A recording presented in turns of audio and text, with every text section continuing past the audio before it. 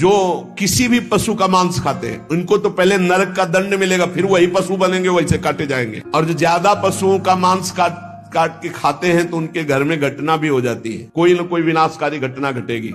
एक परिवार था जो बकरा और मुर्गी इनको घर में लाता और काट करके खाता। उनके 3 बालक थे, एक 4 महीने का था, एक 3-4 साल का था और एक 12 वर्ष का था।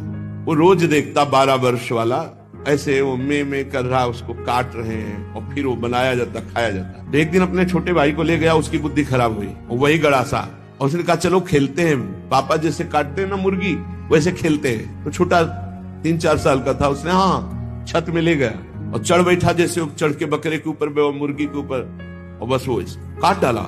और जो काट डाला तो चीख निकली तो वो अपने छोटे बेटे को नहला रही थी जो 4 महीने का, टप में ऐसे खड़ा करके, और वो छोड़ करके भागी ऊपर।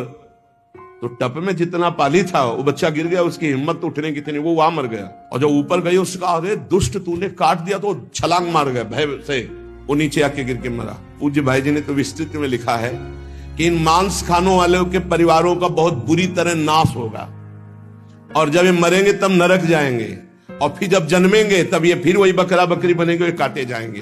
होश में रहो, समय आने दो, कर्म अवश्य में भोक्तव्यम, तुम्हें भोगाएगा। निंदा वाले हैं खसक के नजदीक। हाँ अच्छा, ऐसा भगवत चर्चा में कभी चेतना नहीं आई।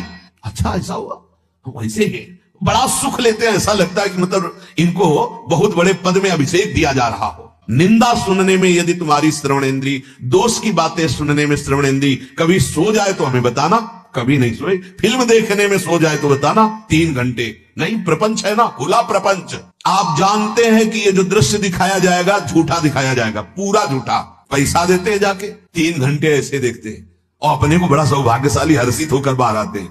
मूढ़ता की हद हो गई, वैसे ही झूठ में फंसे हुए हैं, झूठ में और नया झूठ, पैसा देके।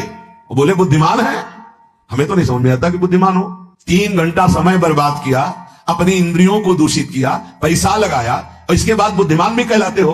अरे भाई 3 घंटे किसी की सेवा में लग जाते, 3 घंटे यदि भागवत का पाठ करते, 3 घंटे गीता जी की श्लोक पाठ करते, 45 मिनट में गोपाल शास्त्र नाम हो जाता, तुम्हारे जीवन का प्रकाश कर दे।